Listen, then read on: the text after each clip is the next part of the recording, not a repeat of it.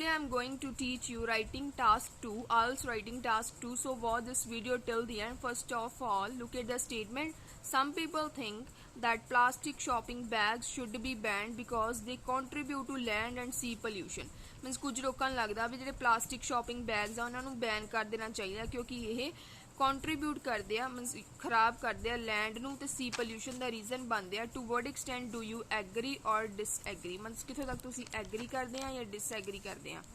ਇਸ ਸਟੇਟਮੈਂਟ ਦੇ ਵਿੱਚ ਜੋ ਆਪਾਂ ਥੀਸਿਸ ਲਾਈਨ ਹੋਗੀ ਮੀਨਸ ਉਹ ਆਪਾਂ ਜਾਂ ਤਾਂ ਐਗਰੀ ਵਾਲੀ ਸਾਈਡ ਜਾਣਾ ਹੁੰਦਾ ਜਾਂ ਡਿਸਐਗਰੀ ਤੁਸੀਂ ਇਹਦੇ ਵਿੱਚ 5 ਪੈਰਾਗ੍ਰਾਫਸ ਵੀ ਬਣਾ ਸਕਦੇ ਆ 4 ਵੀ 4 ਕਿਵੇਂ ਜੇ ਤੁਸੀਂ ਕਹਤਾ ਕਿ I agree to some extent ਤਾਂ ਤੁਸੀਂ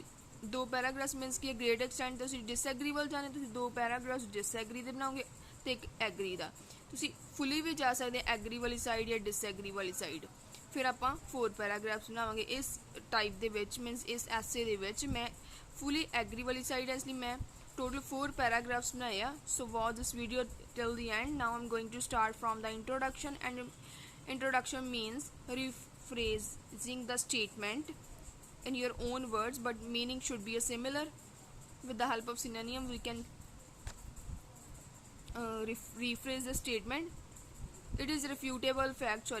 irreversible fact in this current scenario utilization of plastic bags has become prevalent in the modern community. ਆਪਾਂ कहता भी ये सच वा irreversible ਦਾ meaning true ਵੀ ਅੱਜ ਕੱਲ ਦੇ ਪੀਰੀਅਡ ਵਿੱਚ nowadays ਨੂੰ ਆਪਾਂ ਲਿਖਦਾ in this current scenario ਜਿਹੜੀ utilization ਆ plastic bags ਇਹ ਬਹੁਤ ਜ਼ਿਆਦਾ ਆਮ ਹੋ ਚੁੱਕੀ ਹੈ prevalent ਦਾ ਮਤਲਬ common in modern community ਦੇ ਵਿੱਚ modern community means modern society therefore it is taken into account ਇਸ ਕਰਕੇ ਮੰਨਿਆ ਜਾਂਦਾ taken into account ਇੱਕ phrasal verb ਆ ਜਿਹਨੂੰ ਆਪਾਂ passive form 'ਚ ਲਿਖਿਆ ਵਾ ਇਹਦਾ ਮਤਲਬ consider that restriction must be obligatory ਜਿਹੜੀ restriction ਆ ਉਹ ਜ਼ਰੂਰੀ ਆ in order to preserve the existence of marine species the life ਨੂੰ ਬਚਾਉਣ ਦੇ ਲਈ marine species ਦੇ ਸਮੁੰਦਰੀ as well as to proliferate the productivity of crops by resign proliferate ਕਰਨ ਲਈ ਪ੍ਰੋਡਕਟਿਵਿਟੀ ਕਾਦੀ ਕ੍ਰੋਪਸ ਦੀ ਫਸਲਾਂ ਦੀ ਪ੍ਰੋਡਕਟਿਵਿਟੀ ਵਧਾਉਣ ਦੇ ਲਈ ਵੀ ਜ਼ਰੂਰੀ ਹੈ ਇਸ ਰਿਸਟ੍ਰਿਕਸ਼ਨਸ ਲਗਾਉਣੀਆਂ ਗਵਰਨਮੈਂਟ ਦੇ ਦੁਆਰਾ ਰਿਜ਼ਾਈਨ ਦਾ ਮਤਲਬ ਗਵਰਨਮੈਂਟ ਪ੍ਰੋਲੀਫਰੇਟ ਦਾ ਮਤਲਬ increase in fact I entirely agree with this rendered assertion मैं कहता असल विच मैं पूरी तरह एग्री करती हाँ इस assertion देना assertion means statement. Now I'm going to start the BP1. Why authority ought to pay attention towards a strict ban on usage of poly bags. ਆਪਾਂ कहता भी क्यों authority ਨੂੰ ਧਿਆਨ ਦੇਣਾ ਚਾਹੀਦਾ ਵਾ towards ਕਿਹਦੇ ਵੱਲ ਇੱਕ strict ban ਦੀ ਵੱਲ on usage of poly bags the usage ਦੀ ਇਹ ਆਪਾਂ ਇੰਟਰੋਗੇਟਿਵ ਫਾਰਮ 'ਚ ਇੱਕ ਵੈਰਾਈਟੀ ਸ਼ੋ ਕਰਨ ਲਈ ਗ੍ਰਾਮੈਟੀਕਲ ਇਹ ਸਟਰਕਚਰ ਯੂਜ਼ ਕੀਤਾ ਦ ਟੌਪ ਨੋਚ 1 ਦਾ ਮਤਲਬ first and foremost for conserving sea animals ਨੂੰ ਬਚਾਉਣ ਦੇ ਲਈ on the verge of extinction ਮਤਲਬ ਉਹ ਕਿਉਂਕਿ ਖਤਮ ਹੋਣ ਦੀ ਕਗਾਰ 'ਤੇ ਉਹਨਾਂ ਨੂੰ ਬਚਾਉਣ ਦੇ ਲਈ ਆਪਾਂ ਕਹਤਾ ਵੀ ਪੋਲੀ ਬੈਗਸ ਦੇ ਉੱਤੇ ਰਿਸਟ੍ਰਿਕਸ਼ਨਸ ਲਾਉਣੀਆਂ ਚਾਹੀਦੀਆਂ ਆਪਣਾ ਫਰਸਟ ਪੁਆਇੰਟ ਆ ਇੱਕ ਬੀਪੀ ਦੇ ਵਿੱਚ ਕੀ ਹੁੰਦਾ ਵਾ main point and explanation of this point apart from this ਦ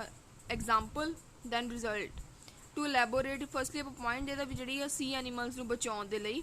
ਜਿਹੜੇ ਕਿ ਖਤਮ ਹੋਣ ਦੀ ਕਗਾਰ 'ਤੇ ਆ ਇਹ ਪੋਲੀ ਬੈਗਸ ਨੂੰ ਰਿਸਟ੍ਰਿਕਸ਼ਨ ਲਾਉਣੀਆਂ ਚਾਹੀਦੀਆਂ ਵਾ ਆਪਾਂ ਆਪਣੀ ਇੰਟਰੋ ਦੇ ਵਿੱਚ ਵੀ ਪੁਆਇੰਟਸ ਦਿੱਤੇ ਸੀਗੇ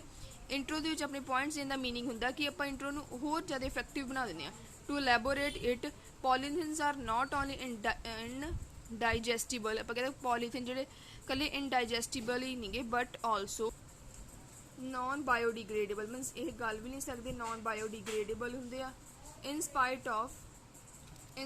ਆਫ देयर कैटास्ट्रोफिक इफेक्ट्स ਆਪਾਂ ਕਹਿੰਦੇ ਉਹਦੇ कैटास्ट्रोफिक ਮਤਲਬ ਬੈਡ ਇਫੈਕਟਸ ਹੋਣ ਦੇ ਬਾਵਜੂਦ ਵੀ these are dumped either into oceans ਜਾਂ ਤਾਂ ਇਹਨਾਂ ਨੂੰ ਓਸ਼ਨ ਸੁੱਟਿਆ ਜਾਂਦਾ ਔਰ reverse which are swallowed by sea creature by mistaken ਜਿਹੜੇ ਕਿ ਖਾਦੇ ਜਾਂਦੇ ਜਾਂ ਲੰਘਾਏ ਜਾਂਦੇ sea creature ਦੇ ਦੁਆਰਾ by mistaken this is a fact effect to exemplify example ਆਪਾਂ hidden connector ਦੇ ਵਿੱਚ मतलब कनेक्टर लाया वा टू एग्जाम्पलीफाई इफेक्ट वा almost 10 million species have died in a whole globe पूरे ग्लोब च मर चुकी वा only because of having such bags इन्हां बैग्स दे होने करके resultantly the more their contribution increase जिन्नी ज़्यादा कॉन्ट्रीब्यूशन वधदी है the reason for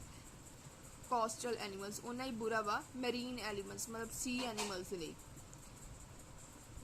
second BP च भी आपां ਇਹਦੇ ਨਾਲ ਹੀ ਰੈਲੇਵੈਂਟ ਜਿਹੜੀ ਇਨਫੋਰਮੇਸ਼ਨ ਦੀ ਕਿਉਂਕਿ ਆਪਾਂ ਪੂਰਾ ਐਗਰੀ ਵਾਲੀ ਸਾਈਡ ਗਏ ਇਸ ਕਰਕੇ ਆਪਣੇ ਜਿਹੜੇ 2 ਬੀਪੀਜ਼ ਆ ਉਹ ਐਗਰੀ ਨਾਲ ਰਿਲੇਟਡ ਹੀ ਹੋਣਗੇ ਵੀ ਕਿਉਂ ਪੋਲੀ ਬੈਗਸ ਜਿਹੜੇ ਬੰਦ ਕਰਨੇ ਚਾਹੀਦੇ ਆ ਫਰਦਰਮੋਰ ਆਪਾਂ ਕੀ ਕਹਿੰਦਾ ਫਰਦਰਮੋਰ ਕਿ adoption of this tendency by law makers lead to sustain the fertility of soil for a long time ਜਿਹੜੀ ਅਡੋਪਸ਼ਨ ਇਸ ਟੈਂਡੈਂਸੀ ਦੀ, ਇਸ ਫਿਨੋਮੀਨੇ ਦੀ ਬਾਈ ਲਾਅ ਮੇਕਰਸ ਦੇ ਵਾਰ ਰਿਸਪੌਂਸੀਬਲ ਹੋਗੀ ਸਸਟੇਨ ਮਤਲਬ ਮੇਨਟੇਨ ਕਰਨ ਦੇ ਲਈ ਫਰਟੀਲਿਟੀ ਆਫ ਸੋਇਲ ਦੀ, ਫਰਟੀਲਿਟੀ ਜਿਹੜੀ ਹੁੰਦੀ ਮਿੱਟੀ ਦੀ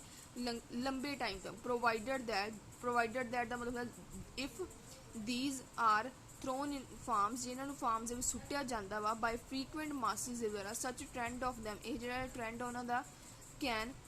ਟੌਕਸੀਕੇਟ the land by dint of having devastating chemicals, ਬੁਰੇ ਜਿਹੜੇ ਕੈਮੀਕਲਸ ਹੋਣ ਦੇ ਕਰਕੇ ਇਹ ਬਰਬਾਦ ਕਰ ਸਕਦਾ ਵਾ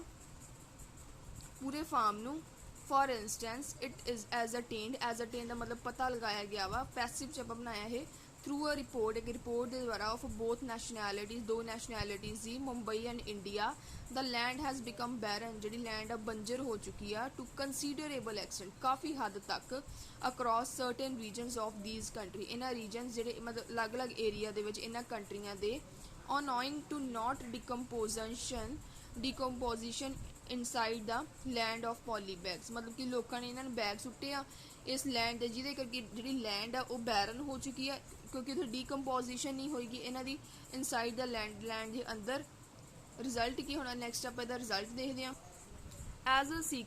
ਸੀਕੁਅਲ ਮਤਲਬ as a result slow process is noteworthy, slow process ਜਿਹੜਾ ਨੋਟਵਰਦੀ ਆ ਅਮਿਡ ਦੀਜ਼ ਏਰੀਆਜ਼, ਇਹਨਾਂ ਏਰੀਆ ਦੇ ਵਿੱਚ in case of growth of variety of grains, ਅਲੱਗ-ਅਲੱਗ ਗ੍ਰੇਨਸ ਨੂੰ ਉਗਾਉਣ ਦੇ ਵਿੱਚ। ਇਹ ਸੀਗੇ ਆਪਣੇ BP1 and BP2 and intro. Last we move the